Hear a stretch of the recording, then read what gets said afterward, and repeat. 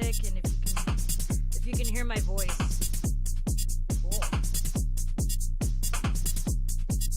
Hey, what's up, Michael? Sweet.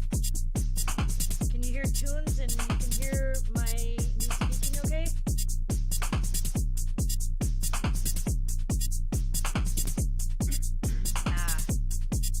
Meaning it's like mono or something. Yeah, I might not be able. Okay. Yeah, I kind of had to do like just a quick setup, so unfortunately it might stay like that. I'm sorry, but either way you can hear me, right? Okay, cool. All right. So yeah, like all right, it's been a minute since I've done this, and I'm excited because, let me stop the music for a second. But right now I have a friend here. Let me just switch views and say hello. Hey guys, I'm Hey everyone. Elsie. This is my friend Elsie. Nice to meet you guys. We're here. He's in my studio, and this is his first time getting into modular, and so I thought, why not show him these really dope modules that I got. I saw these actually at Superbooth. They're by Flame. Let me just switch back so you can see them. So basically what we're looking at is a 8-voice drum machine right here called Fire. And just feel free to drop any questions too in the chat, because yeah, let me just kind of switch over here so I can see your comments. Cool. And then yeah, it's going to be kind of left, right like that because I'm moving some things around in my studio, so I'm using a different interface, so my apologies. But as long as you guys can hear me, that's all good. The next module that I have next to me is called TAKT, and it's their new rhythm sequencer. So this is the first time that we're kind of diving into it, so we'll be kind of learning it together, but I'll just tell you what I've gone through with it, what I've learned from it so far. We've made some kits on it just this evening, kind of just noodling around on it, the drum machine.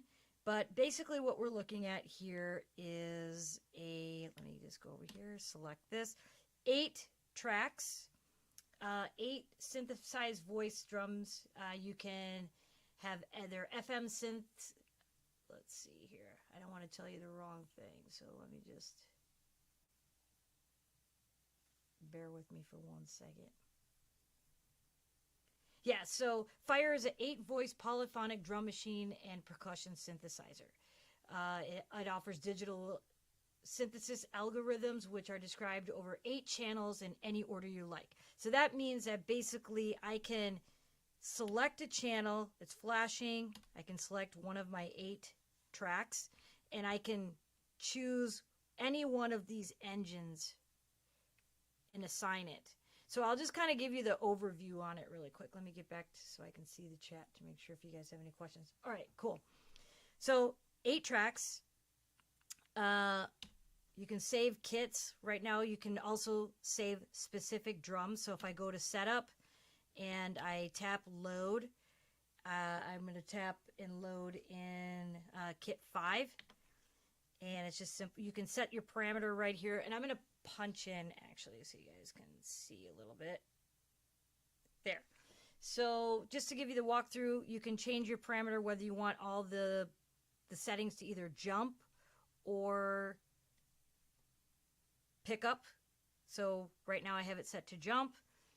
I can select the drum by hitting select, it's flashing, and I can select any one of the channels. So right now if I select drum, the cool thing about this drum machine is that even though you have 8 channels, there's a A and B sound for each track. So of course that just died. That's my luck tonight. But anyway, we'll just get into the TAKT. Screw it. All right, so basically, yeah. So A, B. Can you grab the charger that's right around the corner on the floor right there? This right here. Yeah. And then we'll plug it back in. But so basically each track has two sounds. And you guys can hear that. Let me turn it up a little bit. Not only that, so we select track 1, then you can have CV or velocity. So right now I'm using MIDI once I plug the sequencer back in. And you have pan, which then it's looking at it in a global aspect for each channel. So I think I can punch in even further so you can kind of see that. Volume per channel, but the magic also happens with this button called morph. And so what happens here now is the two sounds that I made on that particular track, so since we're looking at the drum, I'm going to morph between the two, and I don't know why it's not morphing. Hang on 1 second. Okay. Hang on. I am going to just immediately go over to the sequencer, even though I wanted to kind of take you through the drum machine before getting another new module involved. But okay, wait, so let's see. Let me just mute that. And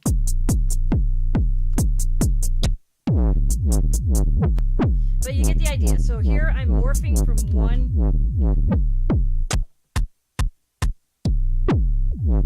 So essentially you can do that on each track, and that's where the fun comes. And then also on the master, once you've created a sound and two sounds essentially per track, you can now morph the whole entire kit. So if I hit play, start here, and kind of unmute some of this.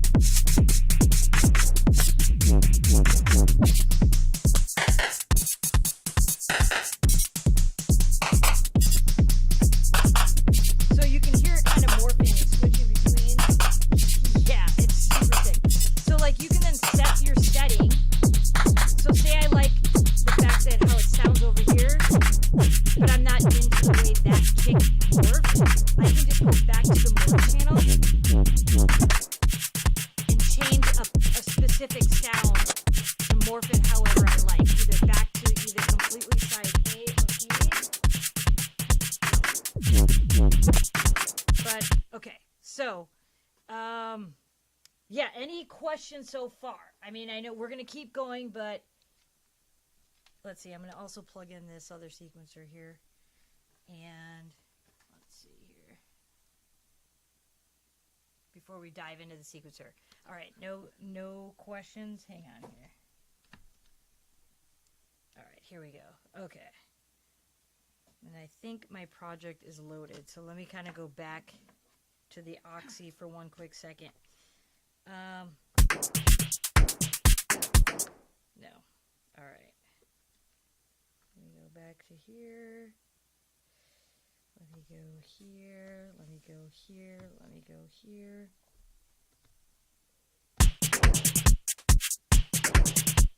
And let's go back to the morphing. I'm going to load another kit.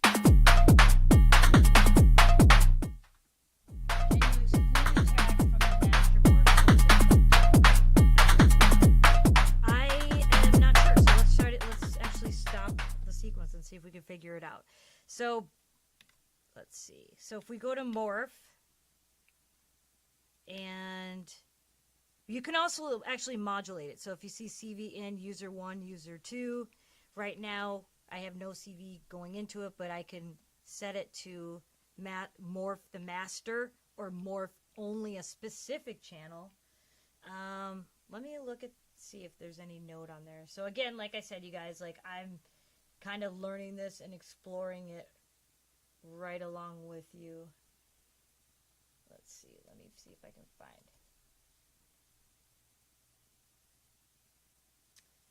As far as I can see, and that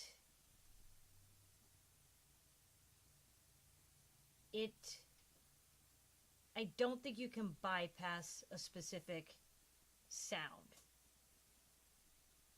Yeah, no, sorry. Yeah. But no, keep the questions. I have the manual here. Like I said, this is sort of like a learning thing for myself as well.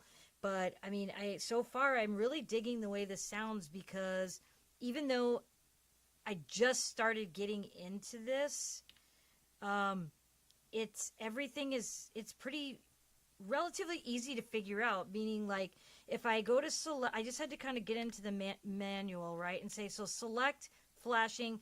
I'll select the other channel. There's a clap. And if you can see, let me punch back in. You can set your level. So this is where you kind of do your sculpting your sound. Hit page. It takes you into another page.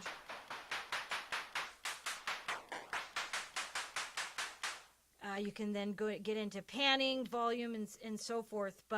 And then whether you want to use CV or velocity to modulate these parameters. So right now, because of MIDI, I could use velocity over CV. The other thing that I didn't mention earlier, which I wanted to patch into this Sono Current module, which is an awesome crossfading module. It has not only stereo left or right out, but it has 6 outs total. So 6 additional outputs. So if you go to master here, hang on, let me go here and hit page. Hang on, let me get out of, let me just reload that kit. Sorry, I'm just kind of clicking around here. I want to get back to setup. Now it's just being weird, and I think it's just user error. Oh, geez. All right. Here we go.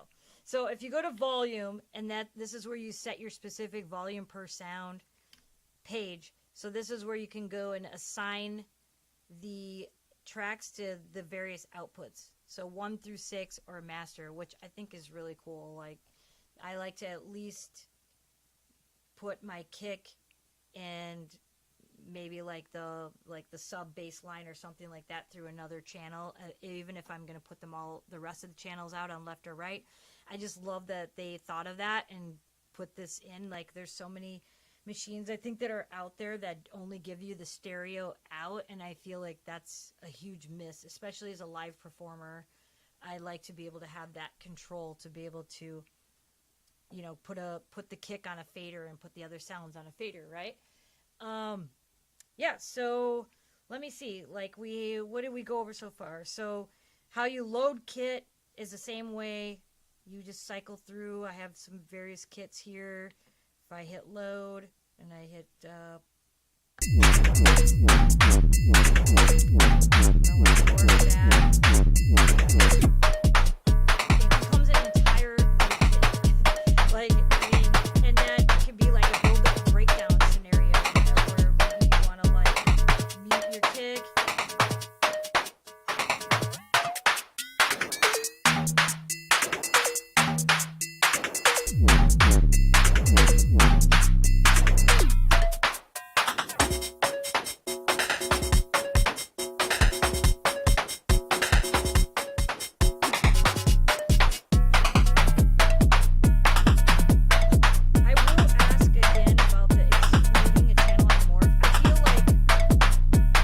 They did think of it. I think it's more so that I'm just learning this, and so I don't know exactly where it is yet to find it, but I feel like they did think of it. The other thing is, like, say you create a sound. So, like, for example, if I look at channel 4, I happen to have this synth engine on here, the FM drum. That's A. B is this sound. As you can see, they're completely different. But the other cool thing about it is, say you sculpt a sound that you like, and then you want to copy that sound, just hold down A, tap B, and now maybe you want to create like a variation, or maybe you want to put an open and close hi-hat on just the one sound and use the morph to morph between the sounds. So what was that, channel 4? Let's see, let me actually mute these and put on channel 4.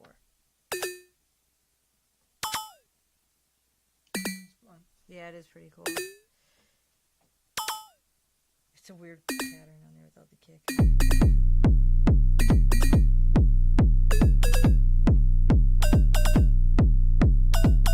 So that's the other thing I like too, is like you can find the sweet spot to combine the two sounds and then just set it and not even touch the morph if you wanted to save that as your kit.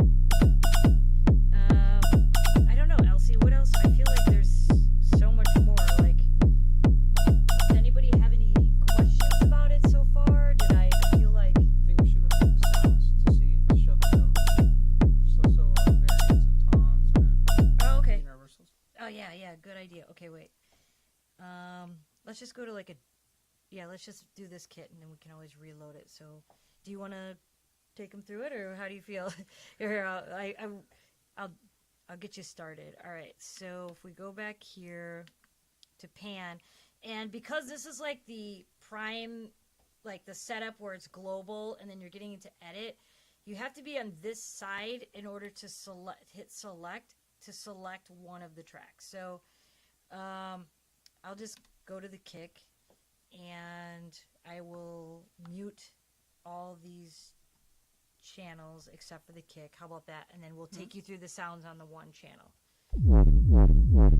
So right now we're on the morph side.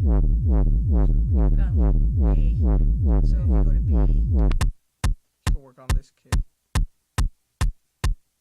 Low drive, tune it.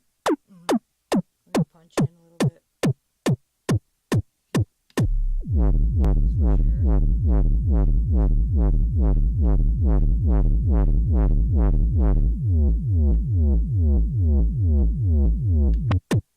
Gotta kind of jump. Let me punch out a little bit so they can see the buttons. We're trying to keep the lighting low in here too because the screen on it is, it's, I don't know what kind of screen it is, but it's not like a really high,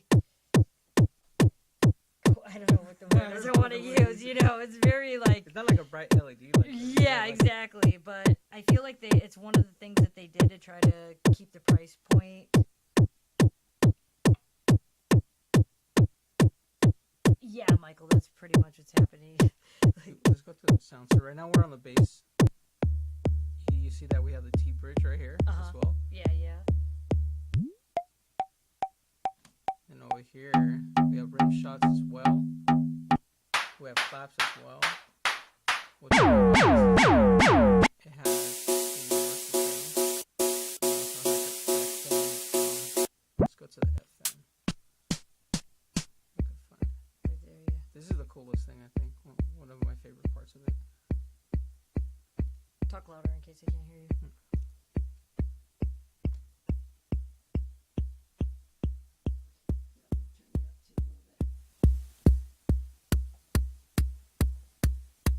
Yeah, the FM. So it allows you to create bass sounds. Different bell sounds as well. And then the universal one. Pretty cool too because you can switch it to actual bell sounds or drum sounds if you want. And you can really sculpt it, which is, I like that. And then save like a bunch of clips. And if you go on pages, you have more control over it. You have your noise right here. Just cut that out completely. Yeah. You have your Your high pass, low pass here.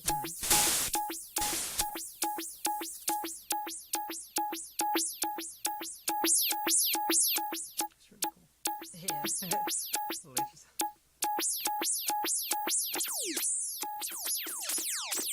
And then you guys have two universal settings. Oh, so So get to the next one. Yeah. with that allows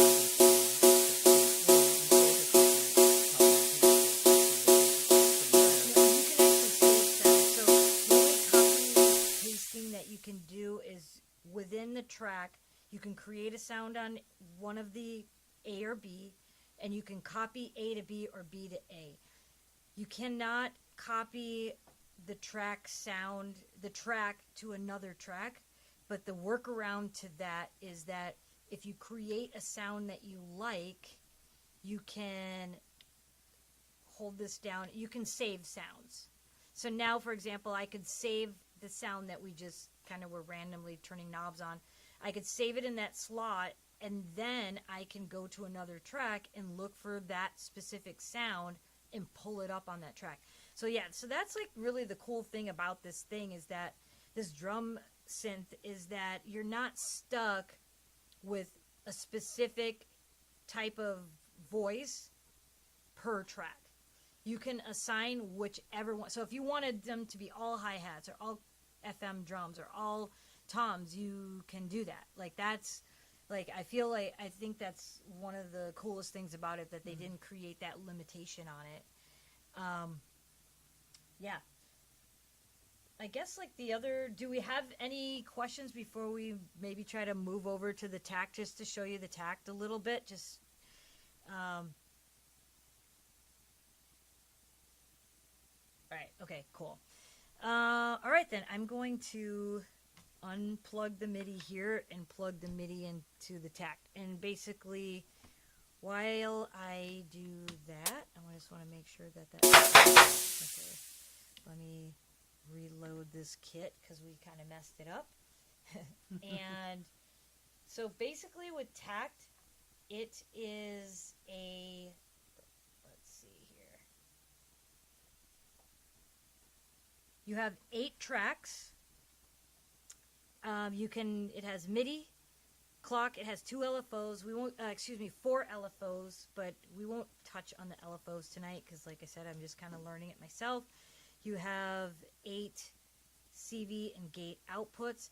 This is mainly for trigger and gate sequencing, not pitch in the sense of you creating a melodic voice. You know what I mean? Unless you want to use an LFO or something like that, but that's not really what this machine is about.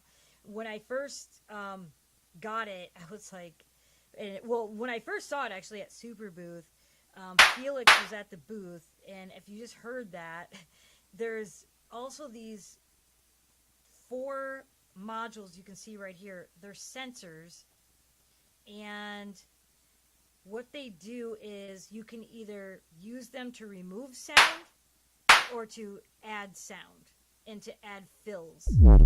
And as you can see, I'm kind of put my hand over it there.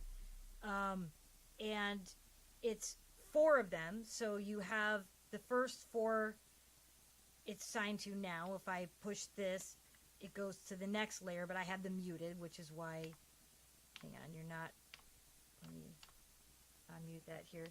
But, or you can turn the sensors off altogether, but we'll get into the sensors. But that's like, the other thing that I had to really try to understand, whoops, sorry, let me kind of back out. Thank you for that. Let me kind of move this over a little bit too. Is that the idea is that you don't put steps on a sequence like how you would say like the Oxy or the Metron or another sequencer. It's like it's a looper. So if I go to, so think of each channel as a looper. So right now, tracks 1 through 8 are assigned to tracks 1 through 8 here on the Fire, right? So I am going to just kind of mute all of them, except for channel 1, which is where my kick. And I am going to turn on hold. And so when you hold, think of hold as like if you're looping using like a looping pedal or a looper, you want to at some point stop overdubbing. Think of it like overdubbing. So you turn on the hold to hold what you recorded, so it doesn't continue to keep adding more to the sequence. So once I got that concept, I was like, oh shit, okay. So now, so what I'm gonna do is I'm gonna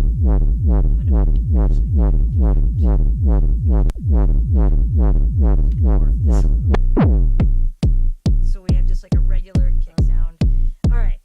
So if I hold this clear button, actually let me turn off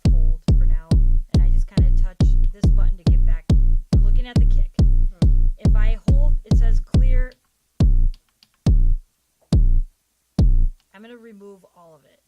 And I'm going to clear it. So now, how do I add it? How do I add the kicks back on? So I set my velocity somewhere here in the middle. You want to kind of turn up the gate just a little bit. And I'm going to put variation at 0 off, and we'll get to that in a second. And I want a 4/4 kick. So the beat is going, and I can just hold down the button. And now I just added a 4/4 kick. If I wanted to add, I don't know, maybe some 16th or 8th notes in there, I can go. If I don't like it, like say it's too busy, I could go.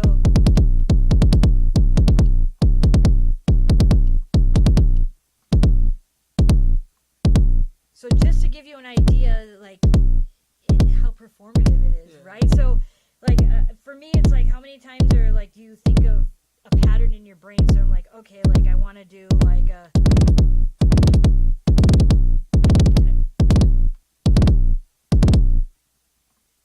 So I just cleared it. Let me put it back. I can do it on the offbeat. So now we're working with 1 bar. So we have 4 bars, but I just kind of want to stick within the 1 bar so we can kind of keep track of where all the beats are happening. But so now, if I sorry, go ahead. So every slot carries 4 bars. So It's just 1 bar the sequence. Okay. So right now I'm in a 1 bar loop. I could extend it to 4. If I extend it over, it's just going to copy. If I add another bar, it's going to copy what I already have. And then it's just going to play 2 bars instead of the 1 bar.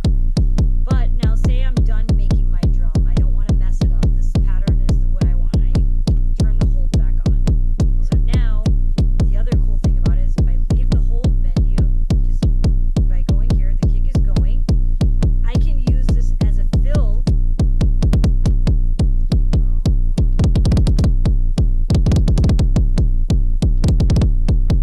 And it doesn't record. So it's essentially now become a mechanism to create a fill, like a build-up or a breakdown. And so yeah, so now if I unmute some of the other channels.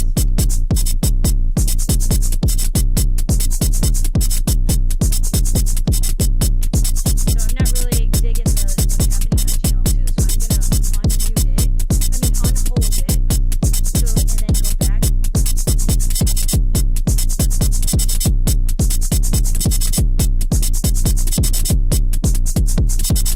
I just removed some.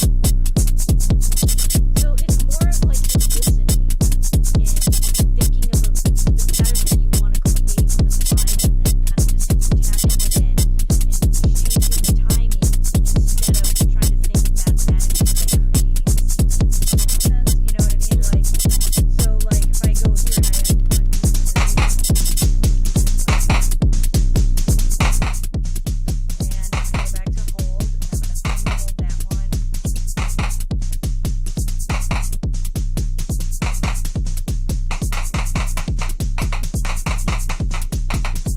So it's a weird pattern, but you get it. Like I just by turning the beat knob, I just now created that beat, and I can remove it, or I can.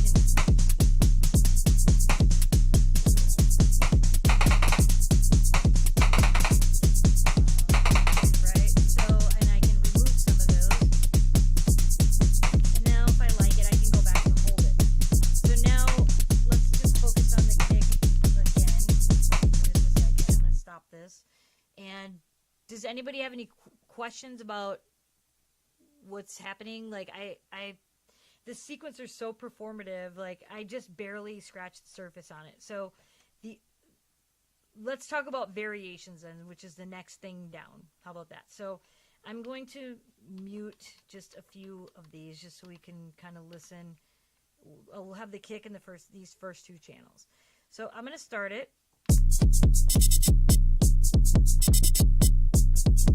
And maybe I'll unhold channel 2 and I'll add some more stuff to it for a second. I'll explain why. And maybe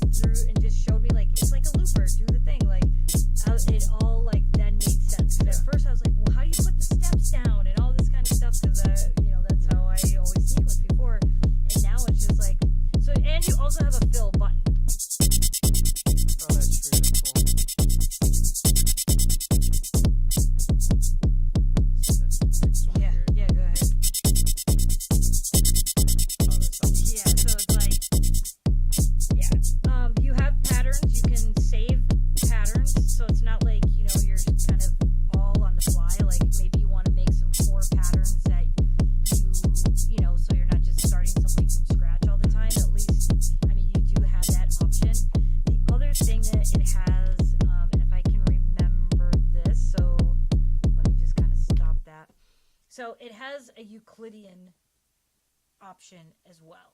What's that? So basically, instead of like recording in the sequence, you can use like a Euclidean pattern. And here, let me see if I can remember how to get to it. Okay, so, okay.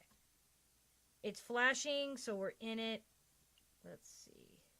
We are on track 1. And steps, I think, let me choose 5 steps. Last step, let me just change it to, let me try 7, I guess. And like the length. And let's do 3. And let me see here. Let me make sure that, let me get out of there. Yeah, let me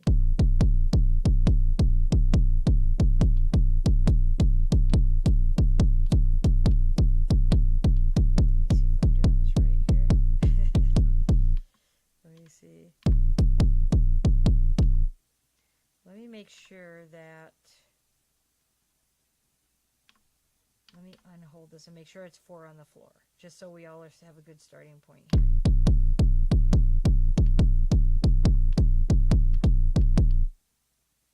Okay, wait.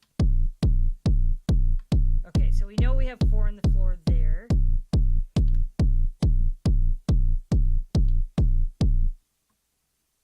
Okay, now this is where I think we program the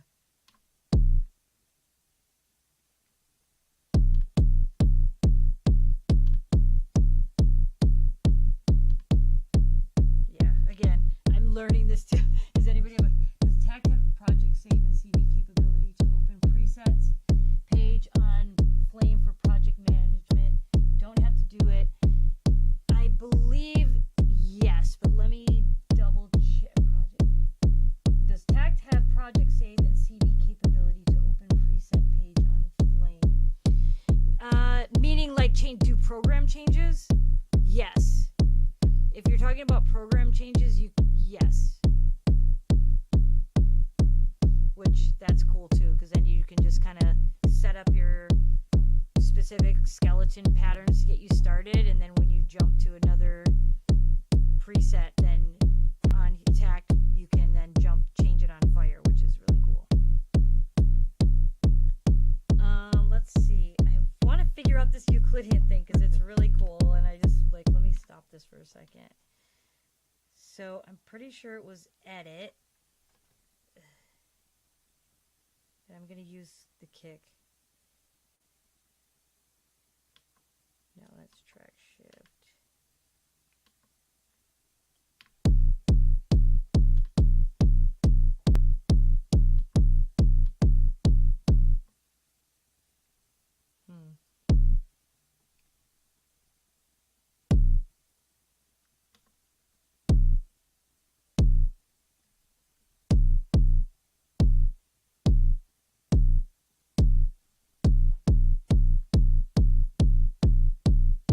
What, do you have a question? No, I'm just trying. Yeah, I don't know. I'm just like, I know there's also a user mode too, which that one I don't recall because I didn't want to focus too much on it, which is you can actually plug in a pattern if you wanted to. Sure.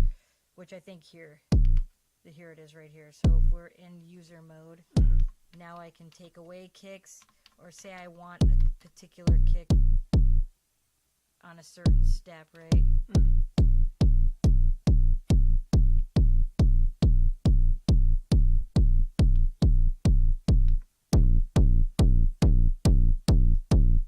And because I'm using MIDI, you can hear that the velocity changed on this pattern.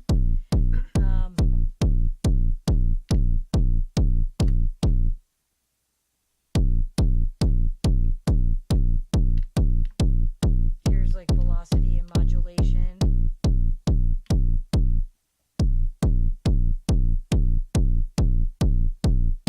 Yeah, I don't know. Like, does anybody have any other questions? I'm definitely going to dive into this a little bit. Obviously, not just a little bit more, but a lot more. I just thought that Elsie came over tonight, and I was really excited about both of these modules, and so we just kind of started diving into them and learning about them. Created a few kits, and did we talk about the outputs on the flyer? Yeah, I did tell them that there's all the individual outs that you can assign those out. Yeah, but I don't know. Before we kind of wrap it up, does anybody have any other questions about it? I definitely want to do another live stream again on these two modules and dig into it a little. After I dig into it a little more, curious now with the tons of creativity paired with this. Yeah, no, it's, I mean, even the sensors, like let me just unmute and see if, okay, so the sensors, so let me just kind of hold that down, and from my understanding, if I turn that up,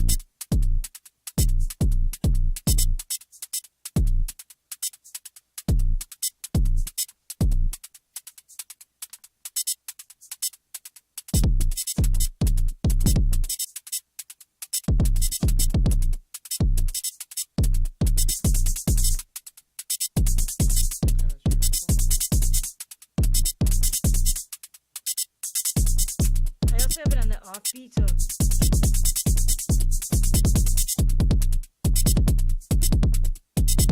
oh, I forgot. You know what I had to hold on? So the other cool thing about it is that if you're not holding the loop, meaning what you recorded again, then by using the sensors, I just recorded a new kick pattern on accident. So I guess that's like something to be aware of, to be careful that, hey, like if you don't want to mess up your kick pattern, make sure, like when you start using the sensors, make sure that the hold is active. Otherwise you are going to screw up your pattern. But as you saw, it's very easy to just get out of that hold and just rewrite a new pattern.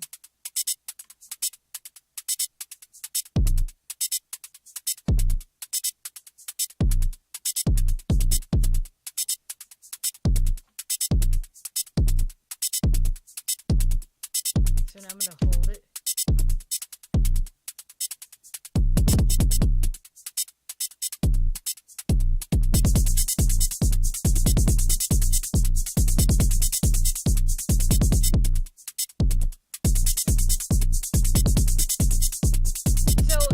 And the other thing is, so because of the 4 sensors, he gave, like in the box, there's extremely long cables. So if you have like a big wall case, or you can actually put this like in another rack, like 2 or 3 rows up. So maybe you have your sequencer down here and you want to put maybe your sensors right here where in front of you, or space them out.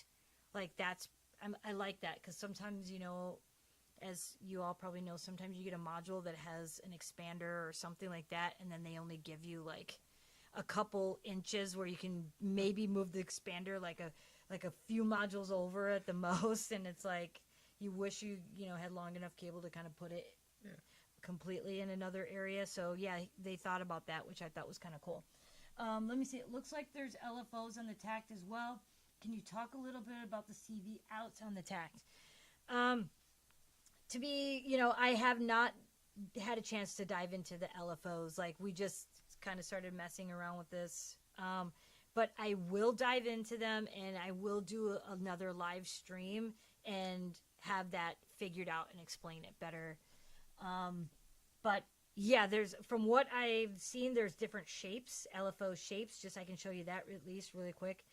Hang on, I don't want to hit the wrong thing. Here we go. So there's sine. There's more than just, hang on. Yeah, there's definitely different rates. Here's like the rate, your LFO rate, the ramp, and oh yeah, here we go. Here, there's sine, triangle. Here's all your different shapes for LFOs. And that's I do know that's per LFO. So you can have a different shape on a different LFO, if that makes sense. So you're not just stuck with like one sine on all four LFOs. Let's see. Flames, tons, sequencer. All good. This set of modules seems super. Yeah, it is extremely performable. I have to agree with you, Michael. Let's see. Flames, tons, sequencer seems like a similar improv performance approach and workflow for this workspace. I'd like to see sensors with morph and or LFO on the morph drums as offbeat transient. Interesting. Christian, I always love the way you think, like always trying to like get things off the grid, randomization. I'm all for it. Like I said, I will learn the LFOs. Like that's my goal. Like I am really enjoying like what I do. The little bit, but still a lot that I've had time like with both of these. They're so much fun. I'm going to dive into the LFOs, and I will do another live stream that when I have that information solid, and then I can explain a little more. I just wanted to kind of do like an initial show you guys, I guess, what I've been working on lately, and I haven't done a live stream in a minute, and I thought like this would be the perfect thing to kick it off. Like, yeah, what else? I just want to talk about another module I have in the case, which I will be using it as I dive in more, which is the Sono Current. I think a lot of people, it's a crossfading module, really. It has 4 inputs. And then what is kind of cool is like per side. What's the matter? Actually, yeah, let me kind of, this one is what I'm talking about. This, here, I'll slide this over a little bit. But yeah, it's a crossfading module. So it has 4 inputs, crossfade between the 2 sides, and then a crossfade between the sides themselves. So earlier when I first got my first initial walkthrough, I was patching in maybe the kick, and then which we could actually try to do that now. But I think a lot of people, when I saw them using this module at first, it was for like CV, you know what I mean? Like crossfading wave shapes and different things like that, which is also very cool.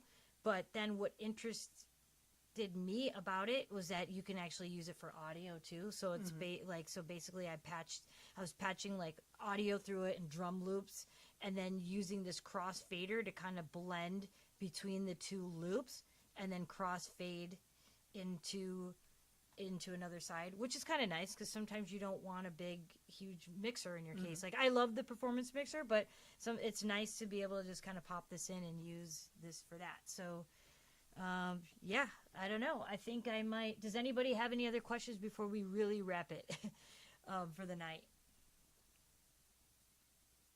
I'll just kind of pause for a second. I do appreciate you all kind of coming on here, hanging out. I know it's been a minute since I've done these, and I'm definitely going to get back into the swing of doing these little live streams and taking you through some of the modules that I've been diving into, because there's a few other ones too I have on that I want to show you. For example, Chords by Nabula. I'm really liking that module. As you can tell, we're loving this. Thank you for taking all the. Thank you. I appreciate it. Michael has a question. You're not related. I really wanted to get to DC for BTM shows. Any chance you're going to play Seattle anytime soon? You know, I have been talking to Matt, and we did talk about getting up there because I really want to get back up there. I really had fun for Velocity. So yes, I am working on it. And yeah, so I'll post about it for sure, but I really want to. Like, I really had a lot of fun in Seattle, and I would, any chance I can get back there would be great. So but yeah, that's before we go, do you want to go through the kits that we made today? Sure. Let me see here. What do we got? Just plug in back into. Oh yeah, good call.